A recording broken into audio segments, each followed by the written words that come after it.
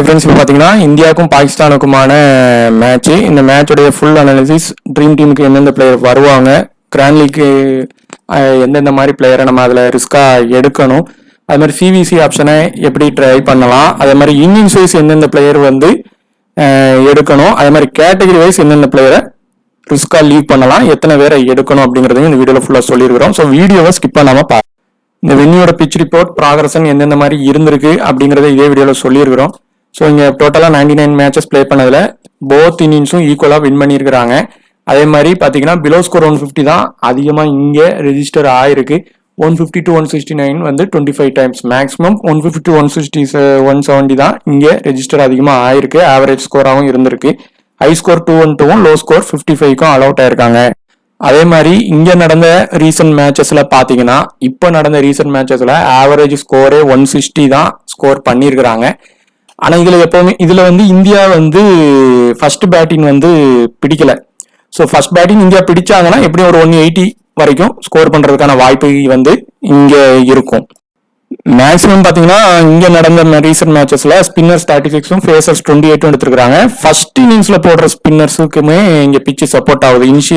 இனிஷியலா அந்த பவர் பிளேல இருந்தே அது 2 இன்னிங்ஸ்லயுமே நல்லா சப்போர்ட் ஆகுது. அதே மாதிரி பிச்சு கண்டிஷனும் பாத்தீங்கன்னா உங்களுக்கு போத் ஃபாஸ்ட் பவுலர் ஸ்பின்னர்ஸுக்கு ஈக்குவலாவே சப்போர்ட்டும் இங்க ஆகுது. இவங்களுக்கான வெட்டுகட் ரெக்கார்ட் பார்க்கும்போது இந்தியா தான் கம்ப்ளீட்டா நல்லா டாமினேட் பண்ணியிருக்கிறாங்க. வெண்ணிலையுமே பாத்தீங்கன்னாலும் இந்தியா தான் வின்னிங் ரேட் அதிகமா வச்சிருக்கிறாங்க. ஸோ இந்தியா பக்கம் தான் மேட்ச் திரும்பியும் போகுது அப்படின்னா கண்டிப்பா அதே காம்பினேஷன்ல 70 to 30% வந்து இந்தியாவுக்கும் பாகிஸ்தானுக்கும் வந்து சப்போர்ட் பண்ணி டீம் போடுற மாதிரி இருக்கும். இந்தியா தான் வின் ஆனாலும் பாகிஸ்தான்ல இருந்தும் சில பிளேயர்ஸ் கண்டிப்பா வருவாங்க. இந்த மேட்ச் கொஞ்சம் ஈக்குவல் ஃபைட்டா போறதுக்கான வாய்ப்பு இருக்கும். இந்தியாவுடைய பாசிபிள் பிளேயிங் 11 பாத்தீங்கன்னா கண்டிப்பா சேஞ்ச் உள்ள வருவாங்க. பும்ராவும் வருண் சக்கரவர்த்தியும் திரும்ப டீமுக்கு கொண்டு வருவாங்க. ஆனா ஹர்ஷதீப் சிங் வந்து சிவம் டுபேக்கு பதிலாக பிளே பண்ணுவாரா என்னங்கிறத நம்ம லைனப் வந்தாதான் தெரியும். இல்ல அப்படின்னா ஹர்ஷதீப் சிங்கும் வெளியே போற மாதிரி இருக்கும். ஆனா ஹர்ஷதீப் சிங் உள்ள வராருன்னா அவர் ஒரு மஸ்ட் பிக் தான். பாகிஸ்தானுடைய பிளேயிங் 11 வந்து இப்ப லாஸ்ட்ல 1-2 சேஞ்சஸ் பண்ணியிருந்தாங்க. அந்த பிளேயின்ல இருந்து ஏதாவது ஒரு சேஞ்சஸ் வேணா திரும்ப பண்ணலாம். பேட்டிங் தான் அவங்க இதுல கொஞ்சம் வீக்காவே இருக்கு. ஸோ அதை வந்து கொஞ்சம் ஸ்ட்ராங் பண்றதுக்கு வந்து பண்ணலாம். அந்த மாதிரி பண்றதுக்கு வாய்ப்பு இருக்கும். ஃப்ரெண்ட்ஸ், இப்போ பார்த்தீங்கன்னா இந்தியாவுக்கும் பாகிஸ்தானுக்குமான மேட்ச்சு. இந்த மேட்சோடைய ஃபுல் அனாலிசிஸ் எப்படி வர வாய்ப்பு இருக்குது எல்லாமே பார்ப்போம். இதில் இந்த மேட்ச்சில் கண்டிப்பாக பிளேயிங் 11 மாற்ற வாய்ப்பு இருக்கும். 2 பக்கமும் கண்டிப்பாக இருக்கும். பும்ரா எல்லாருமே உள்ளே வருவாங்க. அவங்க டீம்லேயும் ஏதாவது 1 or சேஞ்ச் பண்ணுவாங்க. அதே மாதிரி அதே சேம் துபாய் கிரவுண்டு ஏற்கனவே நடந்த இவங்களுக்குள்ளே ப்ளே பண்ண அதே கிரவுண்டில் தான் நடக்குது. மேக்ஸிமம் இங்கே ஃபஸ்ட்டு பவுலிங் போடுற டீம் வின்னாக வாய்ப்பு கொஞ்சம் அதிகம். ஸோ அவங்க வின் ஆகலாம். அப்படி தான் இப்போ வரைக்கும் கொஞ்சம் ரீசெண்டாக நடந்த மேட்ச்சில் இருக்குது. அவங்க வின் ஆகிறதுக்கும் வாய்ப்பு இருக்கும். பவர் பிளே பொறுத்தவரை மேக்ஸிமம் ஃபஸ்ட் இன்னிங்ஸ் பண்ணாலும் சரி, செகண்ட் இன்னிங்ஸ் பண்ணாலும் சரி, 2 டீம்லையும் ஒரு விக்கெட்டு வந்து இதாகுது. திரும்பியும் இந்தியா லைட்டாக டாமினேட் பண்ணுறாங்க அப்படின்னா அந்த இடத்துல 2 விக்கெட் பாகிஸ்தானுக்கு போகும். ஆனால் இந்தியாவுக்கு 1 விக்கெட் அளவுக்கு தான் போக வாய்ப்பு இருக்குது. அவங்க லோ ஸ்கோரு பாகிஸ்தான் பண்ணியிருக்கும் போதும் சரி, அந்த இடத்துல 1 விக்கெட்டை வந்து அவங்க இந்தியா வந்து இழந்திருந்தாங்க. யூஏஇ கிட்டையும் அவங்க வந்து கம்மியான ஸ்கோர் 57 தான் யூஏஇ அடிச்சிருந்தா கூட அப்பவும் அந்த இடத்துல 1 விக்கெட்டை வந்து அவங்க இழந்திருந்தாங்க. ஸோ அந்த 1 விக்கெட் வந்து பவர் பிளேயில் போகுது. அது இந்தியாவாக இருந்தாலும் சரி, பாகிஸ்தானாக இருந்தாலும் சரி. ஸோ டாப் ஆர்டரில் வர ஒரு ஹை பிக் பேட்ஸ்மேனை ரிஸ்க் பண்ணி எடுக்கணும். இப்போது இந்த கேட்டகரி பார்த்திங்கன்னா இதில் இருக்கிறது எல்லாமே பவுலர் தான் இருக்காங்க. இந்த 9 கேட்டகரியில் இந்த மேட்சோட high percentage captain, high percentage vice captain 2மே ஆல்ரவுண்டர் கேட்டகரியில் தான் இருக்காங்க. அபிஷேக் சர்மாவும் ஐபும் வந்து இருக்கிற மாதிரியான கண்டிஷனில் இருக்குது. ஸோ இந்த மேட்ச்சில் கேப்டன் இல்லைன்னா விசி வந்து கண்டிப்பாக ஆல்ரவுண்டரில் ஒரு இது வந்து சி இல்லைன்னா விசி இந்த ரெண்டில் அங்கே இருக்கிறவங்களில் ஒருத்தங்களுக்கு வரதுக்கான வாய்ப்பு இருக்கும்.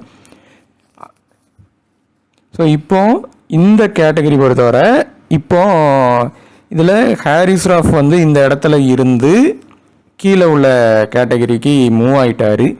அதுக்கு பதிலாக சைம் ஷா அஃப்ரிடி வந்துட்டாங்க. அதே மாதிரி பார்த்திங்கன்னா பாண்டியா சூர்யா வந்து கீழே போன பிறகு குல்தீப் யாதவ் மேலே இந்த கிரெடிட்டில் வந்திருக்காங்க. ஸோ இப்போ இந்த இதில் மேக்ஸிமம் கீ பிளேயராக ஃபஸ்ட்டு நீங்கள் அஃப்ரிடியை ஒரு ஃபிக்ஸ்டு பிளேயராக இந்த இதில் எடுத்துக்கலாம். இந்தியா டிஃபெண்ட் நல்லா இது பண்ணாலும் அவர் பேட்டிங் பண்ணி அடிக்கிறாரு, இல்லைனா ஒரு விக்கெட்டாவது எடுத்து அந்த ட்ரீம் டீம் வராரு.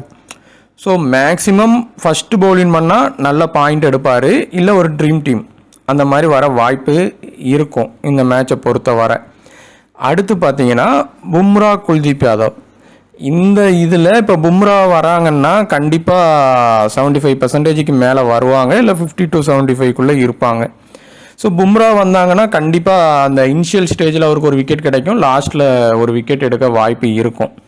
அவர் வந்து கண்டிப்பாக ட்ரீம் டீம் வருவாரா அப்படிங்கிறத வந்து நம்ம டெலிகிராமில் மென்ஷன் பண்ணலாம். ஆனால் குல்தீப் யாதவ் இந்த மேட்ச்சு இப்போ வந்து அவர் உள்ளே வராரு அப்படின்னா கண்டிப்பாக அவர் ட்ரீம் டீம் நல்ல ஒரு பாயிண்ட் எடுக்க வாய்ப்பு இருக்குது. இந்த பிச்சு வந்து அவருக்கு சப்போர்ட் ஆகுது. ஃபஸ்ட் இன்னிங்ஸ் பண்ணால் அதை உறுதி பண்ணிடலாம், செகண்ட் இன்னிங்ஸ் பண்ணால் ஒரு ட்ரீம் டீம். ஸோ சிவிசி வந்து எந்த மாதிரி வருவார் அப்படிங்கிறதையும் சொல்லிட்டோம். ஸோ இதில் மேக்ஸிமம் 3 பேர் வரலாம், இல்லை 2 பேர் இந்த இடத்துல இருந்து வந்தே தீருவாங்க.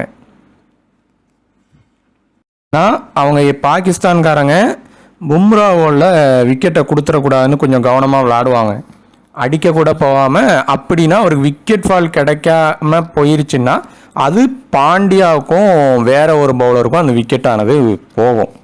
ஸோ அந்த மாதிரி நடக்கவும் வாய்ப்பு இருக்கும். இப்போ இந்த இதில் பார்த்தீங்கன்னா இதில் வந்து ஒரு ஃபிக்ஸ்டு பிளேயராக ஐபு பொறுத்தவரை இந்த வென்யூவில் 3 மேட்ச் ப்ளே பண்ணி 3 மேட்சும் டக்கு தான்.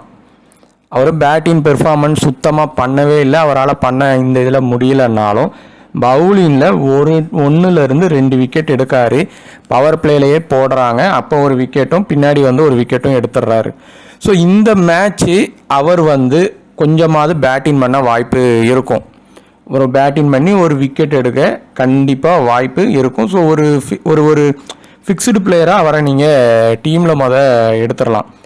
அடுத்து பார்த்திங்கன்னா லாஸ்ட் மேட்ச்சு நம்ம சூர்யா வந்து பேட்டிங்னுக்கே வரவே இல்லை, அவரோட இது வந்து டவுனில் இருந்துச்சு. ஆனால் இந்த மேட்ச்சு திரும்பியும் டாப் ஆர்டருக்கு வந்துடுவார். மேக்ஸிமம் 1 டவுன் தான் பேட்டிங் பண்ணுவார், இல்லை அப்படின்னா தான் 2 டவுனில் போவார். ஆனால் அதுக்கு கீழே இறங்க மாட்டார், கண்டிப்பாக அந்த இதில் பேட்டிங்க்கு வந்துடுவார்.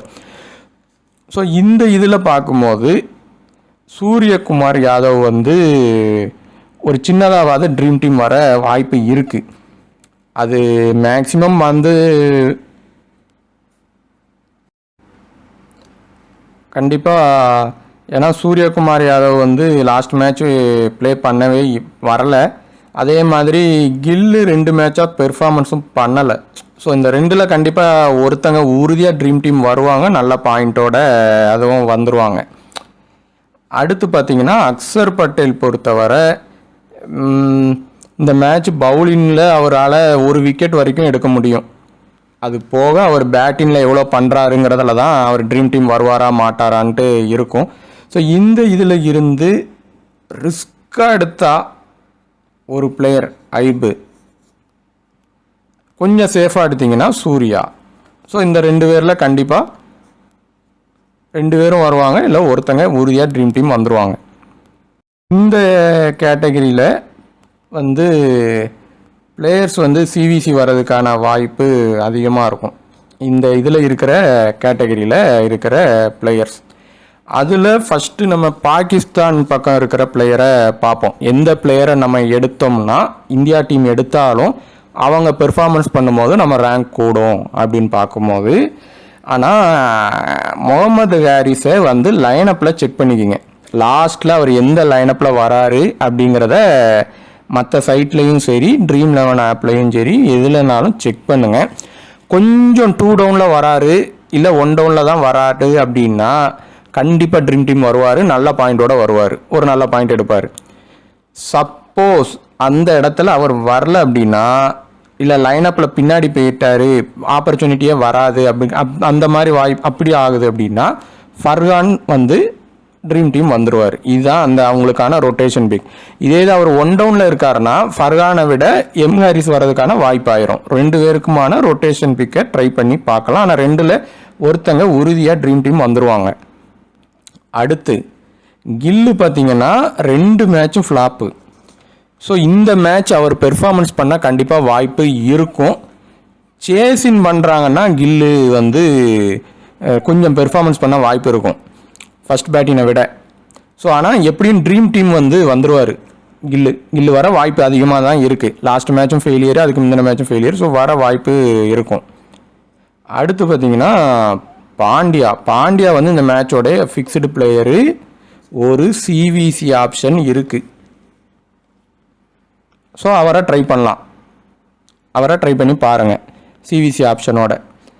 அபிஷேக் சர்மா வந்து இந்த மேட்சோடைய ஹிட் ஆர் ஃப்ளாப் பிளேயருங்க. அவர் வந்து ஹிட்டு இல்லைன்னா ஃப்ளாப்பு அந்த மாதிரி ஆகலாம். ஆனால் இவர் என்ன பண்ணுவார் அப்படின்னா 7 பால் பிடிக்கும் போதே அவர் 20 ரன் வந்துடுவார். அடுத்து 10வது பால் போகும்போது பார்த்தீங்கன்னா 28 ரன் 30 ரன் போகிறதுனால ஸ்ட்ரைக் ரேட்டுனாலேயே மட்டுமே அவர் வந்து ட்ரீம் டீம் வந்துக்கிட்டே இருக்கார். ஸோ நீங்கள் அவரை எடுக்கிறீங்கன்னா ஒரு பிளேயராக ஃபஸ்ட்டு ட்ரை பண்ணி பாருங்கள். ஆனால் சிவிசி அளவுக்கு கொடுத்து வருவாராங்கிறது ஒரு டவுட்டு தான் இந்த மேட்ச்சில். ஏன்னா ஸ்ட்ரைக் ரேட்டு இப்போ இந்த மாதிரி பாயிண்ட் சிஸ்டம் வைக்கிறதுனால அவர் வராரு. இதே ஓல்டு சிஸ்டமாக இருந்துச்சுன்னா அபிஷேக் சர்மா ட்ரீம் டீமில் ஃப்ளாப்பு தான் ஆயிருப்பார். ஸோ இப்போ அவர் அதனால தான் வந்துட்டே இருக்கிறாரு. ஸோ இதில் அவர் சிவிசி அளவுக்கு வருவாராங்கிறது டவுட்டு தான். வேணால் ஒரு பிளேயராக ட்ரை பண்ணி பார்க்கலாம். அடுத்து பார்த்தீங்கன்னா இந்த 3 பேரில் இருந்து கண்டிப்பாக 2 பேர் இல்லைனா ஒருத்தர் உறுதியாக வருவாங்க. அந்த 2 பேரில் ஒருத்தங்க வந்து இந்த பாகிஸ்தான் பிளேயர்லேருந்து ஒருத்தங்க உறுதியாக வந்துடுவாங்க. அந்த அகமதா ஹாரிஸ் ராஃப்ங்கிறதுல ஒரு ட்ரீம் டீம் உறுதியாக ஆனால் உள்ளே வந்துடுவாங்க. ஸோ இந்த 2 பேரில் உள்ள லோ பிக்கில் கண்டிப்பாக ஒன்று உறுதியாக வந்துடும். அதே இது இப்போ வருண் சக்கரவர்த்தி ஃபெயிலியர் ஆகிறாரு இல்லை அந்த மேட்சுக்கே அவர் வரல அப்படிங்கிற கண்டிஷன் இருக்குது அப்படின்னா கண்டிப்பாக அந்த 2 பேர்லேருந்து ஒருத்தங்க வந்துடுவாங்க. இப்போ இந்த 2 பேருமே ட்ரீம் டீம் வராங்க. இப்போ ஒருவேளை பாகிஸ்தான் செகண்ட் பவுலிங் போடுறாங்க இந்த மாதிரி கண்டிஷன் வருது அப்படின்னா இந்த மேட்ச் 2 பேருமே ட்ரீம் டீம் வர வாய்ப்பாயிரும். அப்படி வரப்போ இந்த நவாஸ் வந்து ஃபெயிலியர் ஆவார். நவாஸு அந்த மாதிரி பவுலர் ஃபெயிலியர் ஆவாங்க. ஸோ இதில் மேக்ஸிமம் எடுக்க வேண்டிய முக்கியமான பிளேயர் யாருன்னா ஹாரிஸ் ராஃப் இந்த மேட்ச் முக்கியமான ஒரு பிக்காக இருப்பார். கண்டிப்பாக போத் இன்னிங்ஸ்லையும் நல்லா பண்ண வாய்ப்பு இருக்குது. செகண்ட் இன்னிங்ஸ் பண்ணால் ஒரு விசி அளவுக்கு வரதுக்கான சின்ன ஒரு வாய்ப்பு இருக்கும். அதே மாதிரி சக்கரவர்த்தி அதே கண்டிஷன் தான். இவர் செகண்ட் இன்னிங்ஸ் அதே இது பண்ணுறாருன்னா விசி அளவுக்கு வர வாய்ப்பு இருக்கும். ஸோ இந்த இதை வச்சு தான் இந்த இடத்துல விசியானது வரும், பிளேயரும் வருவாங்க. ஸோ நீங்கள் இப்போ பாகிஸ்தான் செகண்ட் பவுலிங் போடுறாங்க அப்படின்னா பெட்டர் இவங்க 2 பேரையும் நீங்கள் எடுக்கிறது ஒரு இது ரிஸ்க்காக எடுக்கிறதா இருந்தால் இந்த 2 பேர்லேருந்து ஒருத்தங்களை தான் எடுக்கணும்.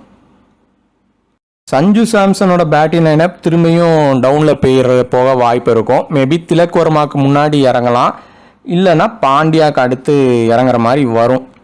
அப்படி இறங்குறாரு அப்படின்னா பாகிஸ்தானோடைய யாரெல்லாம் உள்ளே வருவாங்க அப்படின்னா சயீம் ஷாஃப்ரிடி கண்டிப்பாக ட்ரீம் டீம் ஏற்கனவே சொல்லியிருந்தால் வந்துடுவாங்க. ஹாரிஸ் ராஃபும் வந்துடுவாங்க. அந்த மாதிரி வந்தால் தான் சஞ்சு சாம்சன் வந்து அந்த ட்ரீமில் உள்ளே வருவார். இப்போ ஆல்ரவுண்டரில் இந்த 3 பேருமே லோ பிக்கில் இருக்காங்க. கண்டிப்பாக இதில் இருந்து ஒரு பிளேயர் வந்துடுவாங்க. பிளேயிங் 11ல் இவங்க அத்தனை பேரும் இருந்தாங்கன்னா அதில் ஃபஸ்ட்டு ப்ரிஃபரன்ஸ் இந்த மேட்ச்சு சிவம் டூபேக்கு இருக்குது. கண்டிப்பாக இந்த மேட்ச்சு அவர் ட்ரீம் டீம் வருவார். ரிஸ்க்காக சிவிசி அளவுக்கு வர்றதும் வராது. அது அவங்க அந்த ஆப்பர்ச்சுனிட்டி அவருக்கு கொடுக்கறத வச்சு தான் பவுலிங் போட்டு மட்டும்தான் வர முடியும். பேட்டிங் பண்ணி வர்றது கஷ்டம். ஸோ சிவம் டூபே வந்து இதில் உள்ள நீங்கள் ஒரு பிளேயராக ட்ரை பண்ணலாம். அடுத்து இந்த நவாஸ் அலியில் சல்மான் அலியில் யாராவது ஒருத்தங்களை மட்டும் ட்ரை பண்ணுங்கள்.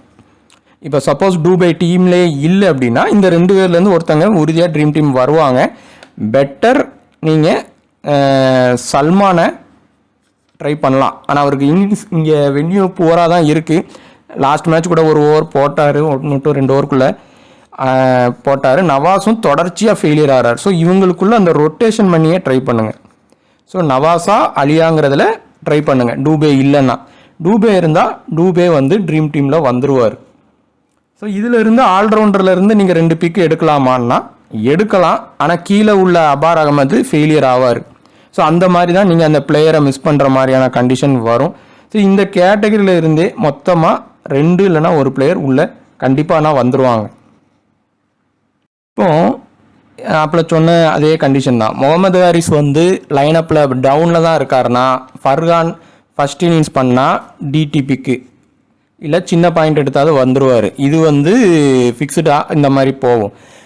முகமது ஹாரிஸ் ஒரு 1 டவுனில் இறங்குறாரு, அந்த மாதிரி தான் லைனப்பில் கொடுக்குறாங்க அப்படின்னா, 1 டவுனோ 2 டவுனோ தான் இறங்குறாரு அப்படின்னா ஃபர்கானை விட அவர் வர வாய்ப்பாயிரும். ஸோ ரொட்டேஷன் மாதிரி ஆகும். ஒன்று. அடுத்து பார்த்தீங்கன்னா ஃபர்கர் சமான் திலக் வர்மால ஒருத்தங்க உறுதியாக அந்த மேட்ச் ட்ரீம் டீம் வந்தே தீருவாங்க. இந்த 2 பேரில் அது யார் பெர்ஃபார்மன்ஸ் அவங்களுக்கான வாய்ப்பு கிடைக்கும் ஃபஸ்ட்டுன்னு பார்த்தீங்கன்னா ஃபர்கர் சமானுக்கு கண்டிப்பாக கிடைக்கும். அந்த டீமோடைய பேட்ஸ்மேனில் உள்ள கீ பேட்ஸ்மேன் அவர் தான். ஆனால் திலக் வர்மா கிடையாது. ஏன்னா நம்ம இதில் கில் இருப்பாங்க, சூர்யா இருப்பாங்க, அதுபோக பேட்டிங் கேட்டகரியில் அவங்க 2 பேருமே இருக்காங்க. அதுக்கு அடுத்த கேட்டகரியில் தான் திலக் வர்மா இருக்கார். ஆனால் பாகிஸ்தான் டீமில் அப்படி கிடையாது. இவர் தான் key batsman. So first preference Fakhar Zaman கொடுங்க. செகண்ட் டீமில் ரொட்டேஷன் பண்ணும்போது திலக் வர்மாவை எடுங்க. ஸோ இந்த இதில் இருந்து ரிஸ்க் எடுத்தால் 1 இல்லைனா 2. ஸோ இதில் ஃபர்கர் சமானை நீங்கள் ஒரு பிக்கில் கண்டிப்பாக ட்ரை பண்ணி பாருங்கள். இதில் வந்து இந்த 2 பேரும் பிளேயிங் லெவலில் இருக்கிறாங்க அப்படின்னா இவங்க 2 பேருமே ட்ரீம் டீம் வர்றது கொஞ்சம் கஷ்டம்தான். ஆனால் இவர் பவுலிங் ஆப்ஷன் உண்டு. இந்த கேஷா வந்து பவுலிங் ஆப்ஷனும் உண்டு, பேட்டிங்கும் பண்ணுவார். அந்த ஆர்டர் கொஞ்சம் டாப்பில் இருக்குது அப்படின்னா வேணால் ட்ரை பண்ணி பாருங்கள்.